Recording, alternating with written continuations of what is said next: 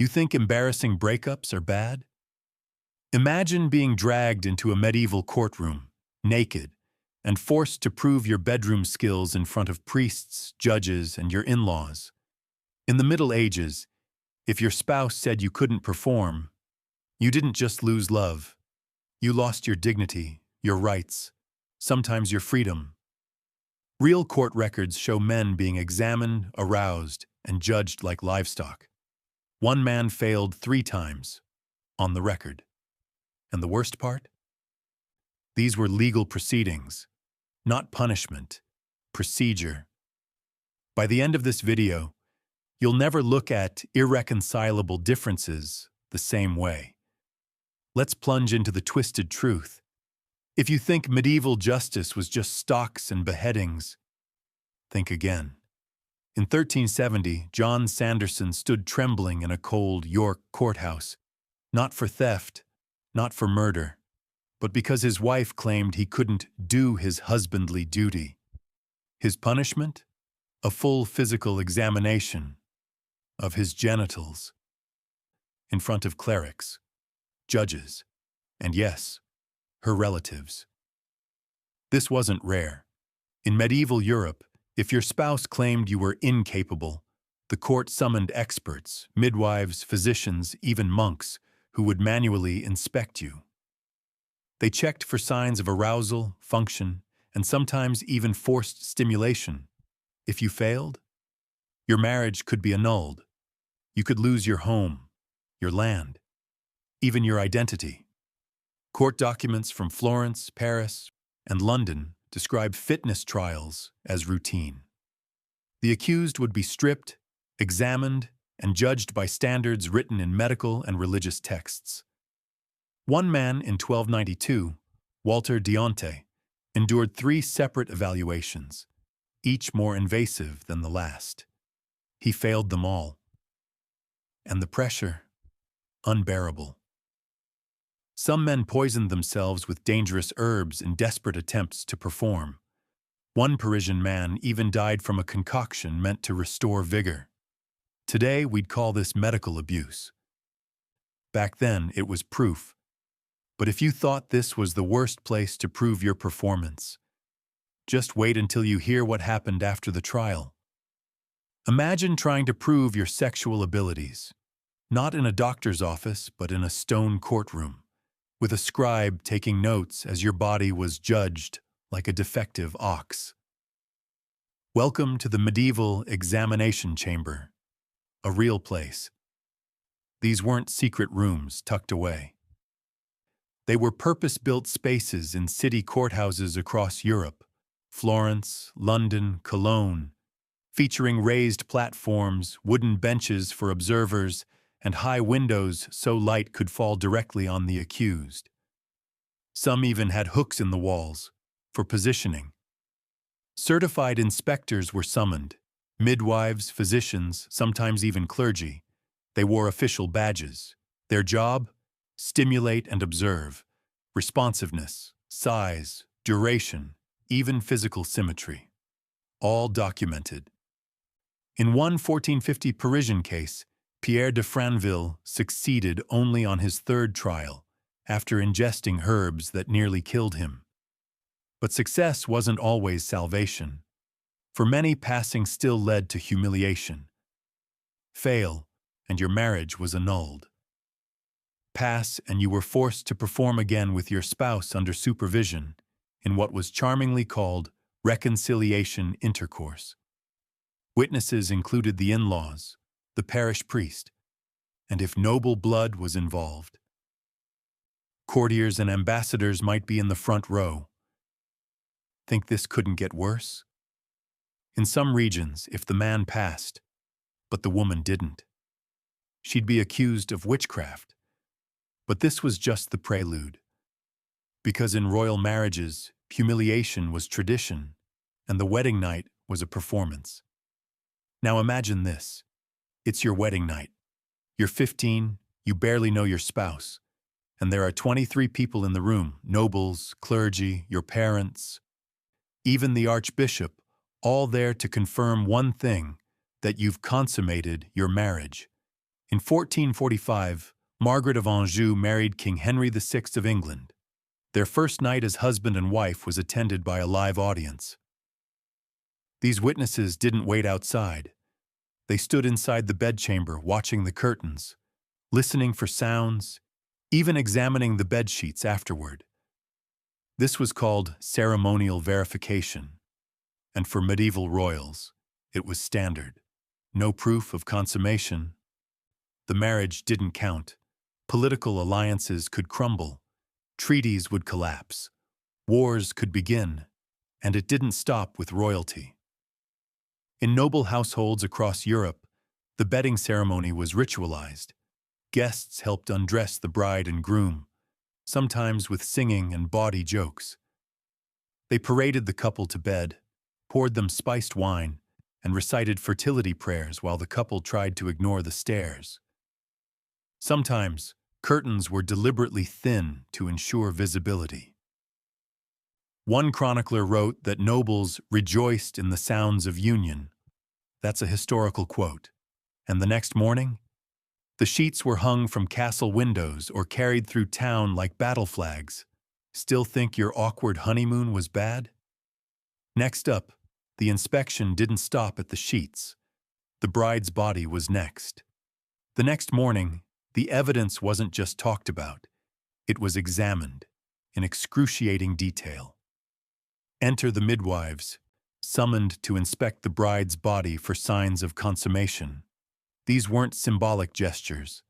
They conducted full physical examinations, checking for tearing, bruising, and internal trauma. Then, they gave sworn statements under oath, recorded in legal documents, testifying whether or not the marriage had been truly sealed. This wasn't about protecting the bride. It was about protecting dynasties. Her body wasn't hers. It was a political certificate. If she didn't bleed, questions arose. Was she really a virgin? Was the union valid? In 1501, when Catherine of Aragon married Prince Arthur of England, 6 nobles were ordered to witness the consummation. The Spanish ambassador stood beside the bed. Later, Catherine insisted the marriage was never consummated, a claim that would explode into a political crisis decades later during Henry VIII's annulment. And in France, Louis XVI and Marie Antoinette were expected to perform in front of attendants, and repeatedly failed. It took 7 years to finally complete the act. In royal courts, failure to perform meant annulment, national shame, and sometimes war. That pressure? Inhuman. But if brides were publicly inspected, what happened to grooms who couldn't perform?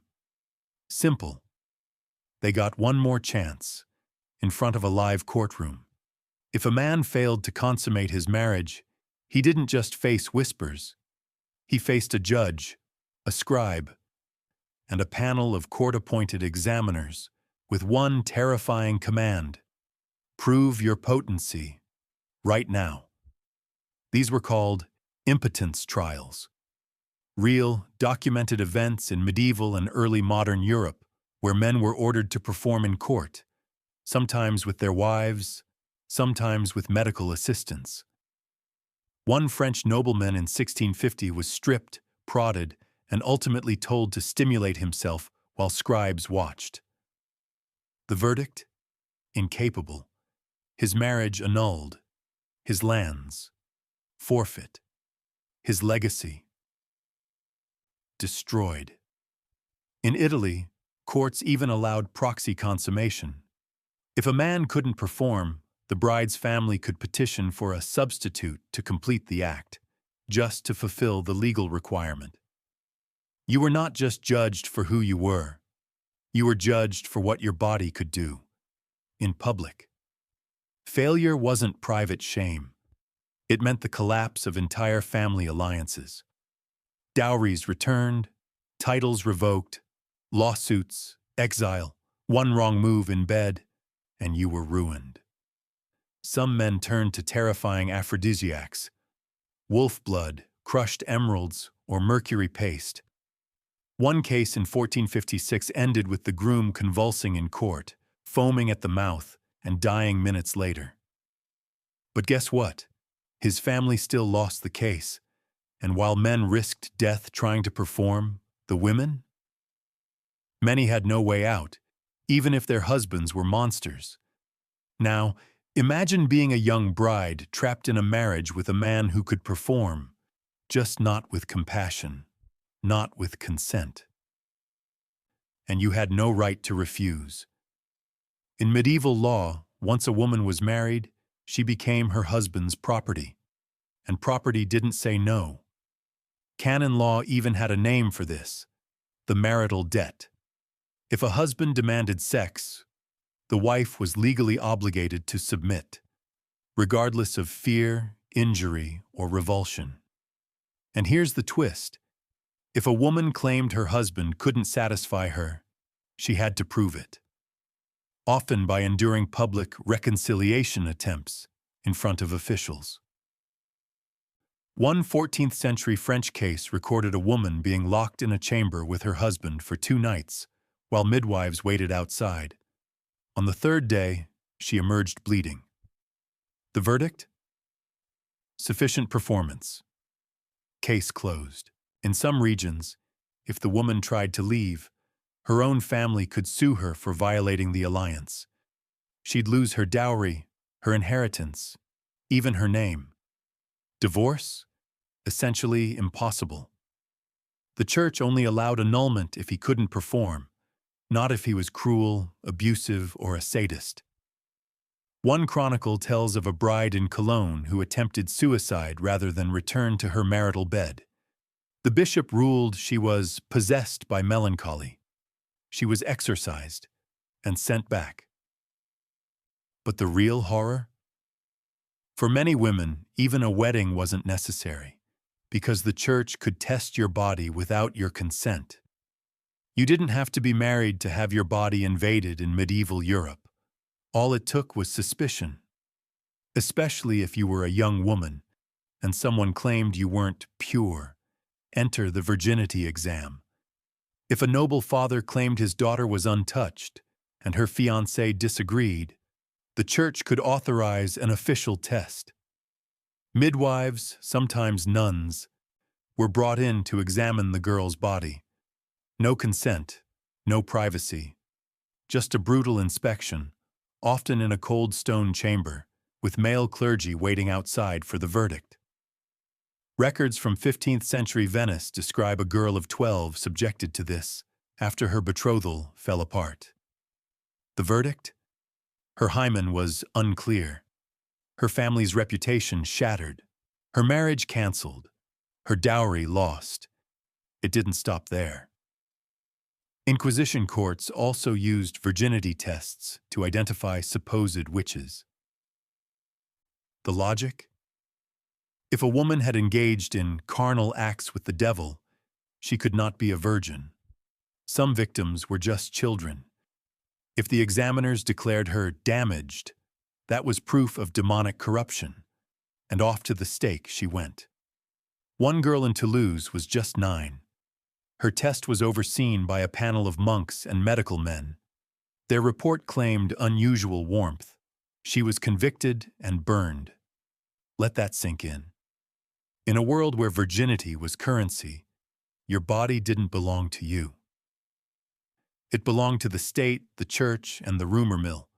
And speaking of rumors, next, we dive into the courtroom lies that destroyed lives forever. In medieval Europe, if someone wanted to ruin you, they didn't need poison or daggers. They just needed to whisper, "He can't perform." It happened constantly. A failed business deal, a spurned lover, a jealous rival. Any of them could launch a legal campaign to destroy your marriage and your reputation by accusing you of sexual dysfunction. And the courts? They welcomed it. Case in point. In 1379, a London merchant named Thomas Norbury lost a business dispute with another nobleman. Weeks later, that rival convinced Norbury's wife to accuse him of impotence. Suddenly, Thomas found himself naked in a courthouse chamber, being evaluated by two physicians and a certified notary. His marriage? Annulled. His wealth? Forfeited. His rival? Married the ex-wife days later. These trials were weaponized. In Florence, there are records of elite families using sexual accusations to sabotage alliances. A young man's failure on the examination platform could collapse dowries and dissolve pacts built over generations. The courts didn't care about truth, they cared about procedure. A man's trembling hands were interpreted as lack of vigor. A woman's refusal to endure another public attempt? Evidence of fraud.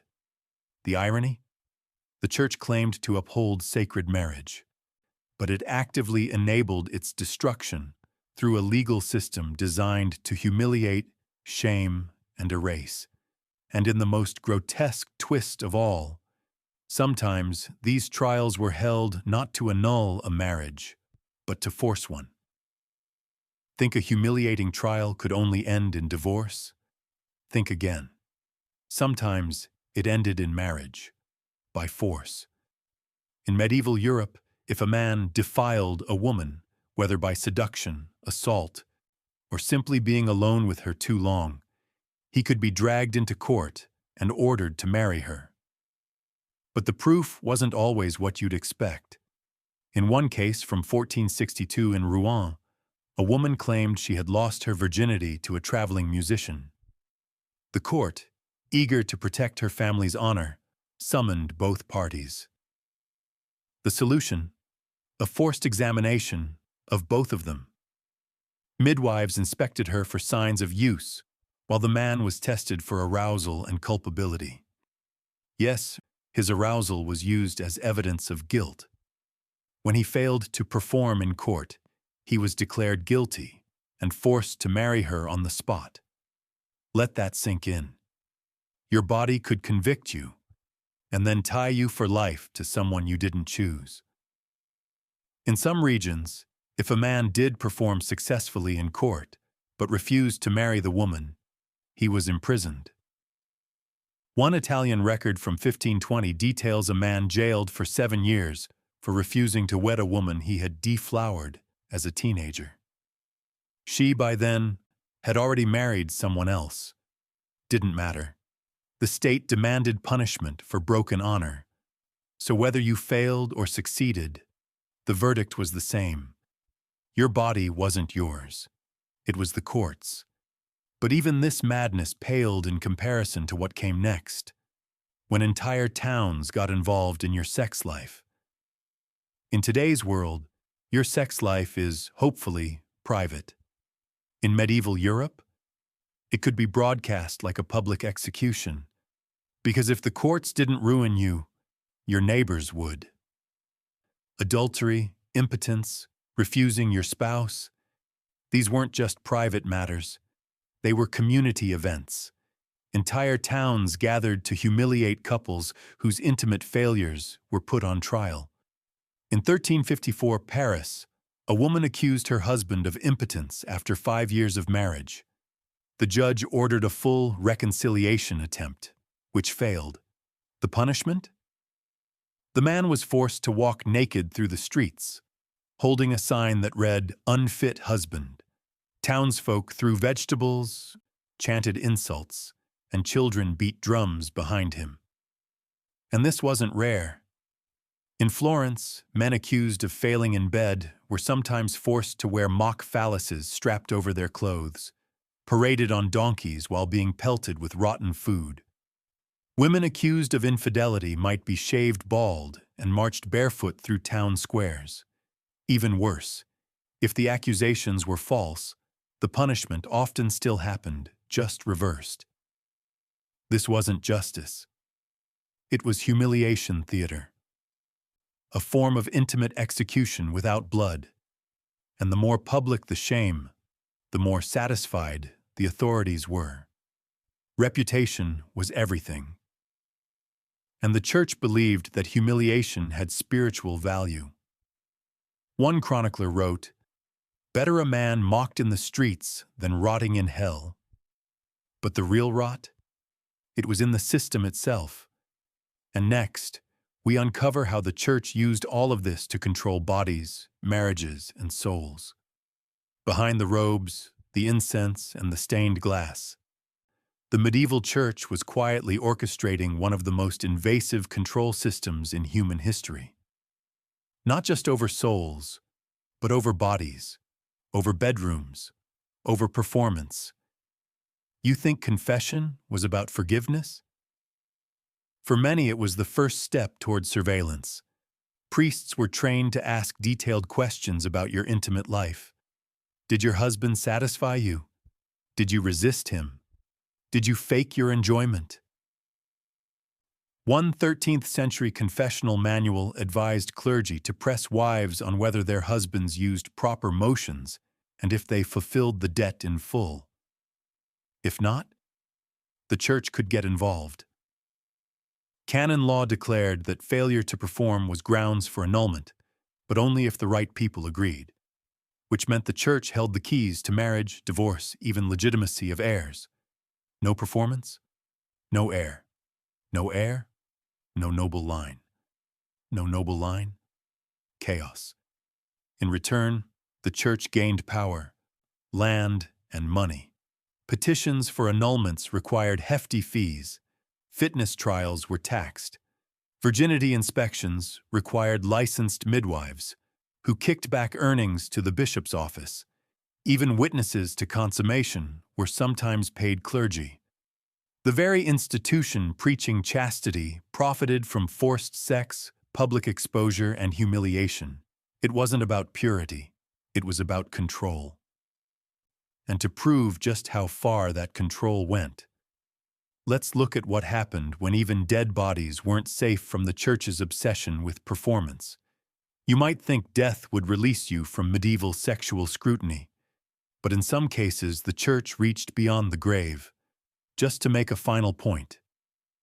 In 1306, a French nobleman named Sir Geoffrey de Vaucelles died suddenly, shortly after marrying a young bride.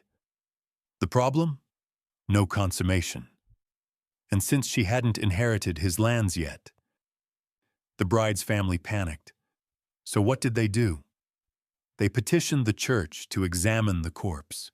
Records show that 2 monks and a physician were dispatched to verify the state of the deceased's body. What were they looking for? Evidence of capacity. One report claims they examined the genitalia for size, firmness, and signs of recent activity. When they couldn't find any, the bishop nullified the marriage retroactively. The bride lost her dowry. The man's property reverted to the crown. Dead or alive, your body belonged to the law. In another case, a woman's corpse was dug up to prove she'd never consummated her marriage, so her husband could remarry without sin. Her pelvic bones were examined for signs of use. The priest in charge declared her intact. Her husband remarried that same week. What does that tell you? Even in death, the medieval body had no dignity. It could be inspected, prodded, and judged, all to satisfy legal, political, or spiritual demands. But if you think these horrors died with the Middle Ages, you're wrong. Some of these ideas are still baked into our laws today. Think this madness vanished with plague masks and pointed shoes? Think again. The ghost of medieval sex trials is still haunting us. Today, in dozens of countries, laws still exist that determine whether a marriage is valid based on consummation. In the United Kingdom, until 2023, a marriage could be annulled solely because a couple hadn't had sex. No abuse, no coercion, just failure to perform. It was the same logic as 1350, just wrapped in cleaner language. In parts of the Middle East, Southeast Asia, and even Europe, virginity certificates are still demanded of brides. Girls are taken to doctors, their bodies judged. Families pay to prove purity. Some are shamed, disowned, or worse, because of a false test based on ancient medical myths.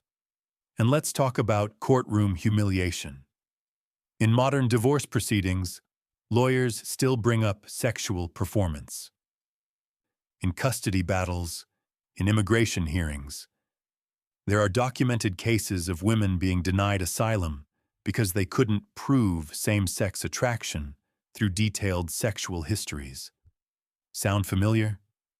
The stage, the judgment, the consequences, they haven't disappeared. They've just gone digital, transformed into policy, procedure, and bureaucracy. The audience isn't the town square anymore. It's the courtroom, the government, the internet. So the next time someone says, "We've come so far," remember this. There was a time when you had to perform your worth, in public, under oath, and we're not nearly as far from it as we like to think. Let's step back for a second. We began with the image of a trembling man in a courtroom, stripped naked, being judged for whether he could perform.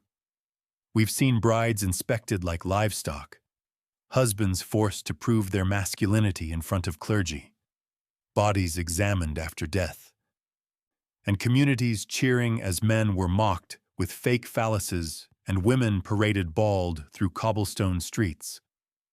What we've really seen is a system that turned intimacy into evidence, desire into duty, and shame into spectacle.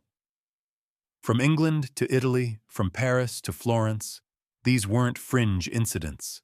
They were law, enforced by popes, bishops, kings, and scribes who truly believed that sex was not private but public property. If you bled, you were a virgin. If you didn't, you were a fraud. If you performed, you were a man. If you couldn't, you were less than human. And yet, none of it was medically accurate. Hymens don't prove virginity. Arousal can't be summoned on command. Psychological trauma can paralyze even the healthiest body. But none of that mattered. Because truth was never the point. Control was. You see, these trials weren't about love or justice. They were weapons. Tools to decide property, inheritance, reputation, and power. If you were a woman, your purity determined your value. If you were a man, your potency determined your worth. And both could be challenged in court, based on nothing but rumor. Sound familiar? Because even today, echoes of this madness remain. Virginity myths persist in sex education. Religious groups still preach purity culture, shaming young people, especially girls, for behavior that was never anyone's business to begin with. Politicians debate access to reproductive rights based on imagined moral fitness. Marital rape wasn't illegal in all U.S. states until 1993, and across the world, thousands of women still undergo forced virginity tests every year. We may not march men naked through town squares anymore, but the impulse to police bodies and the obsession with performance hasn't gone anywhere. We just hide it behind cleaner language, behind laws, behind tradition. But the rot is the same. And perhaps the darkest irony of all?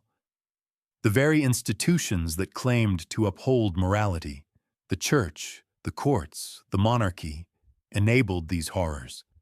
They built systems that demanded obedience, then used humiliation to enforce it, all while preaching purity, faith, and family values. It's easy to look back and feel smug, to say, that was the dark ages, we're better now.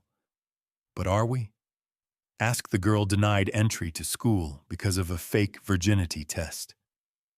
Ask the man whose sexuality is put on trial in a courtroom. Ask the survivor of marital abuse who's told to reconcile because of faith. Ask anyone whose worth has been reduced to what they do or don't do in bed. This isn't just history. It's a mirror. So maybe the real lesson isn't how strange the past was.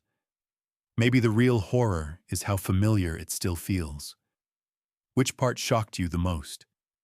Was it the courtroom performances, the post-mortem exams, the church's role, Let us know in the comments. And if you're grateful that your sex life isn't a public trial anymore, hit that like button. Subscribe for more brutally honest deep dives into history's darkest corners. And share this with someone who still thinks the good old days were really that good. Because history isn't just about kings and wars. Sometimes it's about a man standing naked in a courtroom while the world laughs. And that's a story worth remembering.